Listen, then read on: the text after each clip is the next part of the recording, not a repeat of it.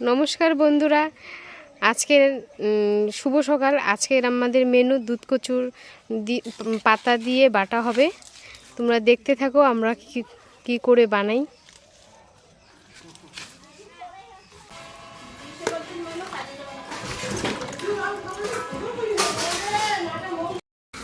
এটা পরে দেওয়ার সময়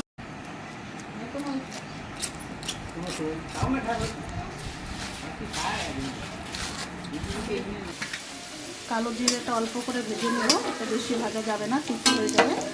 এখন কেটে রাখা কচু পাতাটা দিয়ে দেব,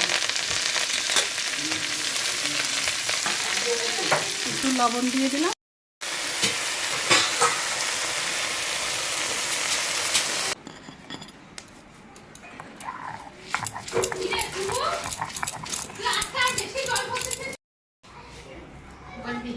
একটু ওই যে এখানে যে পাটা বাটা দিয়ে গরম গরম ভাত খেতে কি মজা।